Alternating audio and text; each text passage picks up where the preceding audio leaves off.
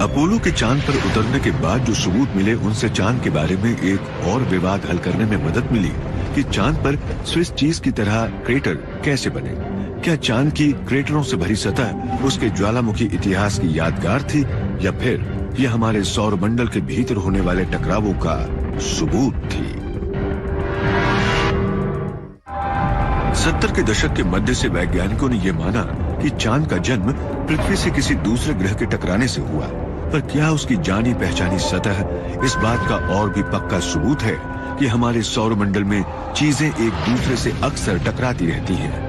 सन 1960 तक ज्यादातर वैज्ञानिक यही मानते थे कि चांद की सतह पर मौजूद विशाल क्रेटर प्राचीन ज्वालामुखियों के शांत हो चुके अग्निकुंड हैं। मैंने स्कूल की पढ़ाई सन 1961 में खत्म की। उस वक्त भी नामी मशहूर वैज्ञानिकों द्वारा प्रकाशित किताबों में यही लिखा जाता था कि चांद के गड्ढे ज्वालामुखियों की वजह से बने हैं।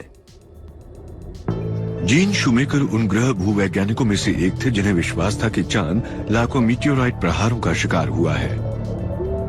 उनका ये शोध पृथ्वी के क्रेटरों से शुरू हुआ था जिन्हें पहचानना बहुत मुश्किल होता है और वो संख्या में भी कम है। मगर चांद पर इतने सारे क्रेटर क्यों हैं जबकि पृथ्वी पर इतने कम? दरअसल पृथ्वी पर उनके निशान अक्सर वातावरण, प्लेट टेक्टोनिक और दूसरे कई कारणों से मिट जाते हैं।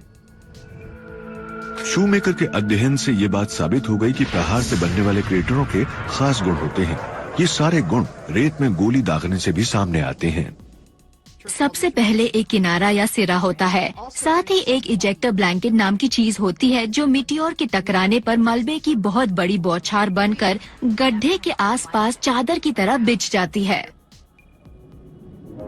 शूमेकर ने आघात क्रेटरों की बनावट की सारी जानकारी नेवाडा के यका फ्लैट्स में परमाणु परीक्षणों द्वारा बने क्रेटरों का अध्ययन करके जमा की।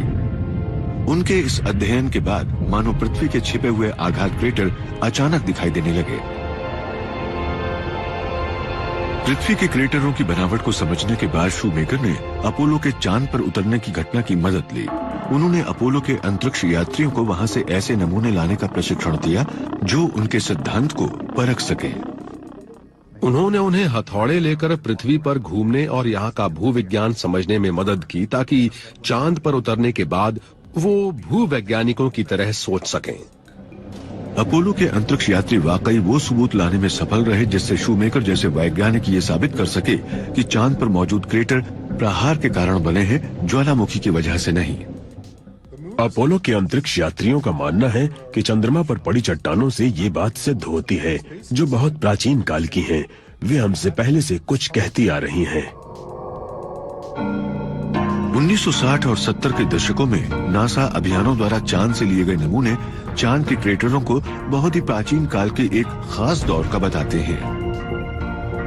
नासा की ये नमूने 3 अरब 80 करोड़ से लेकर 4 अरब 10 करोड़ साल तक पुराने हैं। कुछ वैज्ञानिकों का मानना है कि सौर मंडल बनने के बाद भी ऐसे कई प्रहार हुए होंगे। सौर मंडल के भीतरी हिस्से में भीषण एस्टेरॉयड प्रहारों के इस दौर को कहा जाता है लेट हेवी बॉम्बार्डमेंट पीरियड। इन ग्रहों की जबरदस्त पिटाई हुई। पृथ्वी और चांद के साथ साथ सभी ग्रहों पर लगातार अंतरिक्ष से प्रहार होते रहे। कुछ वैज्ञानिकों के अनुसार इस दौर में आसमान से एस्टेरॉयड और मीटियोरॉयड के जबरदस्त प्रहार होते रहे। लगभग 30 करोड़ वर्षों तक सौर मंडल में सूर्य का चक्कर काटते विशाल पिंडों की ग्रह कक्षाओं का मार्ग भीतरी ग्रहों के मार्ग से टकराता रहा। ये अंतरिक्ष में दागी गोलियों की तरह थे, बस इधर उधर भटक रहे थे। मगर इनके दागे जाने का कारण क्या था? इन प्रहारों में अचानक वृद्धि हो गई जो शायद बाहरी ग्रहों की गतिविधियों में आए बदलावों के कारण हुई थी। शायद बाहर की तरफ से सौर मंडल के अंदर कॉमेट्स और एस्टेरॉइड्स की बौछार हुई थी। कुछ वैज्ञानिकों का विचार है कि बृहस्पति और शनि की ग्रह कक्षा सरकने के कारण ये डोमिनो प्रभाव शुरू हुआ और इसके परिणाम से ग्रहों के बीच रस्साकशी का खेल शुरू हो गया। गुरुत्वाकर्षण के इस परिवर्तन से बाहरी और भीतरी सौर मंडल के बीच की मलबे की पट्टी, जिसे एस्टेरॉयड बेल्ट कहते हैं, बिखरने लगी और फिर ये मलबा टकराने लगा बुध, शुक्र, पृथ्वी, मंगल और उनके चंद्रमाओं की ग्रह कक्षा से। ये दुर्घटना सौर मंडल बनने के लगभग 1 अरब साल बाद घटी, यानी ये उसकी किशोरावस्था के दौर में हुई थी। और ये पिंड और उनके चांद सौर मंडल के निर्माण के बाद बचे हुए सारे मलबे की सफाई कर रहे थे। शुक्र है हैवी बॉम्बार्डमेंट पीरियड के दौर जैसा कॉस्मिक टकराव हमारे अस्तित्व में आने से पहले ही खत्म हो गया। जब भी इन चट्टानों में से एक किसी ग्रह से जा टकराती है तो सौर मंडल में भटकती एक खतरनाक चीज कम हो जाती है। यानी हमारे ग्रह सूर्य की परिक्रमा करते हुए अरबों करोड़ों वर्षों से इन चीजों की सफाई करते रहे हैं और धीरे धीरे इनकी संख्या कम होती जाएगी। हमारी किस्मत अच्छी है कि हमारा जन्म इतिहास के उस दौर में हुआ जब ऐसी चीजों की बहुत बड़ी संख्या नहीं बची है और हम इनकी मार से बचे रहकर काफी लंबा अरसा आराम से बिता सकते हैं। मगर हम आसमान की निगरानी करना बंद नहीं कर सकते, क्योंकि अक्सर किसी न किसी ग्रह पर ये भीषण प्रहार होते ही रहते हैं। सन 1994 में बर्फ के एक विशाल गोले ने गैस के दानवी गोले की ओर रुख किया और पृथ्वी भौचक्की होकर इस नजारे को देखती रही।